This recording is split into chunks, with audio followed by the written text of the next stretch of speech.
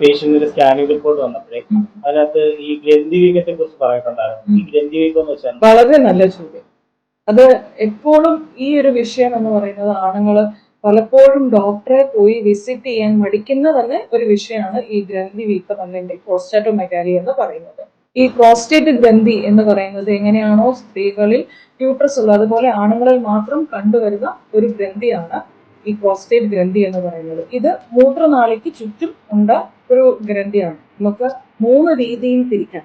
അതായത് പ്രോസ്റ്റൈറ്റിസ്, അത് പ്രോസ്റ്റാറ്റിക് ഗ്രന്ഥിക്ക് ഉണ്ടാകുന്ന വീക്കം, ഇൻഫ്ലമേഷൻ അല്ലെങ്കിൽ എന്തെങ്കിലും ഇൻഫെക്ഷൻ കാരണം ഉണ്ടാകുന്നതാണ്. രണ്ടാമതായി BPH, അതായത് ബിനൈൻ പ്രോസ്റ്റാറ്റിക് ഹൈപ്പർപ്ലേസിയ. ഇത് ക്യാൻസർ അല്ല, പക്ഷെ ഇതിന്റെ കോശങ്ങൾ അമിതമായി വളരുന്നത് കാരണം അതിൽ ഗ്രന്ഥിക്ക് ഉണ്ടാവുന്ന. മൂന്നാമതായി നമ്മൾ പറയുന്നതാണ് പ്രോസ്റ്റാറ്റിക് ക്യാൻസർ അല്ലെങ്കിൽ പ്രോസ്റ്റാറ്റിക് ട്യൂമേഴ്സ്. 3 രോഗങ്ങളെ കുറിച്ച് ഇപ്പം പറഞ്ഞു.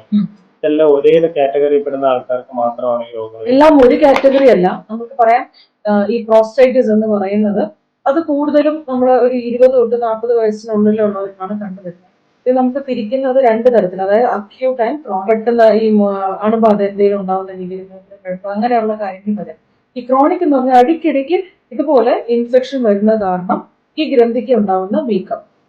ഇതിന്റെ ലക്ഷണങ്ങൾ എന്തൊക്കെയാണെന്ന് ഇതിന്റെ ലക്ഷണം എന്ന് പറയുന്നത് അവർക്ക് പനി ഉണ്ടാവുക, പനി മൂത്രക്കടച്ചിലുണ്ടാവാൻ സാധ്യതയുണ്ട്, ഇടയ്ക്കിടയ്ക്ക് മൂത്രം ഒഴിക്കാനുള്ള ടെൻഡൻസി, പിന്നെ സീമനിൽ ബ്ലഡിന്റെ അംശം വരാൻ സാധ്യതയുണ്ട്, പിന്നെ ലൈംഗികമായിട്ടുള്ള ശേഷി കുറയാനും സാധ്യതയുണ്ട്.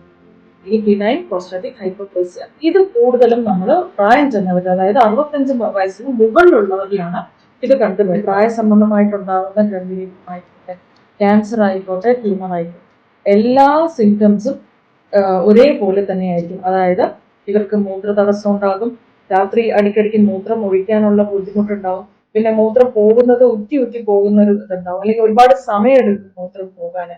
ഇങ്ങനെയുള്ള ബുദ്ധിമുട്ടുകളാണ് ഇവരെ കൂടുതലും പ്രശ്നം. നമുക്ക് എങ്ങനെ തിരിച്ചറിയാം എന്ന് ചോദിച്ചു കഴിഞ്ഞാല്, ഈ പറയുന്ന ബിനൈൻ കണ്ടീഷൻ പ്രായസംബന്ധമായിട്ടുണ്ടാവുന്നതാണെങ്കിൽ അത് ഒരു 6 മാസം അല്ലെങ്കിൽ 8 മാസം ഇങ്ങനെ ഒരു ലോങ് പ്രോസസ്സിലാണ് ഈ ഒരു സ്റ്റേജിലേക്ക് വരിക. എന്നാൽ ക്യാൻസർ അല്ലെങ്കിൽ ട്യൂമർ ആണെങ്കിൽ പെട്ടെന്ന് അക്യൂട്ട് ആയിട്ടാണ് ഈ പറയുന്ന രോഗലക്ഷണങ്ങൾ ഉണ്ടാവാൻ സാധ്യത. ട്രീറ്റ്മെന്റുകളോ ടെസ്റ്റുകളോ മറ്റെന്തെങ്കിലും ഉണ്ടോ? അതേപോലെ തന്നെ നമുക്ക് ഇതെങ്ങനെ തടയാൻ സാധിക്കുന്നത്? റെക്ടൽ ടെസ്റ്റ്, അതായത് മലദ്വാരത്തിൽ കൂടി പരിശോധിക്കുക, അതുപോലെ അൾട്രാസൗണ്ട് സ്കാനിങ് വഴി ചെയ്യാം. അതുകൂടാണ്ട് ബ്ലഡ് ടെസ്റ്റ് PSA, അതായത് prostatic specific antigen test. Prostatitis പോലെയുള്ള കണ്ടീഷൻ ആണെങ്കിൽ നിങ്ങൾക്കൊരു ആന്റിബയോട്ടിക് കോഴ്സ് കഴിക്കേണ്ടി വരും. പിന്നെ അതുപോലെ പ്രായസംബന്ധമായിട്ടുള്ള ഗ്രന്ഥി വീക്കമാണെങ്കിൽ ഗ്രന്ഥി ചുരുങ്ങാനുള്ള മരുന്നുകൾ കഴിക്കേണ്ടി വരും. മറ്റൊരു കാര്യം ശ്രദ്ധിക്കേണ്ടത് ജീവിതശൈലിയിൽ ഉണ്ടാക്കേണ്ട മാറ്റങ്ങളാണ്. അതായത് റെഡ് മീറ്റ് കഴിക്കുന്നത് ഒഴിവാക്കുക, മട്ടൻ, ബീഫ്, പോർക്ക് എന്നീ മാംസങ്ങൾ ഒഴിവാക്കുക. പിന്നെ സ്മോക്കിംഗ് ചെയ്യുന്നവർ സ്മോക്കിംഗ് നിർത്തേണ്ടതാണ്. പിന്നെ ഒരുപാട് സമയം മൂത്രം ഹോൾഡ് ചെയ്ത് വെക്കാതിരിക്കാൻ ശ്രമിക്കുക. നിങ്ങൾ സ്ട്രെസ് മാനേജ്മെന്റ് പ്രാക്ടീസ് ചെയ്യാം.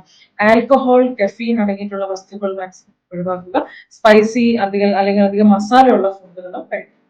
ഇങ്ങനെയുള്ള സാഹചര്യങ്ങൾ നിങ്ങൾ അനുഭവപ്പെടുന്നുണ്ടെങ്കിൽ ഈ പറയുന്ന പുരുഷ വിഭാഗം നിങ്ങൾ എന്തായാലും ഒരു യൂറോളജിസ്റ്റ് അല്ലെങ്കിൽ ഒരു സർജനെ കൺസൾട്ട് ചെയ്യേണ്ടതാണ്. ഈ ഒരു മെസ്സേജ് നിങ്ങൾക്ക് ഉപകാരപ്രദമായെങ്കിൽ ഇത് മാക്സിമം പേരിലേക്ക് ഇത് ഷെയർ ചെയ്യുക.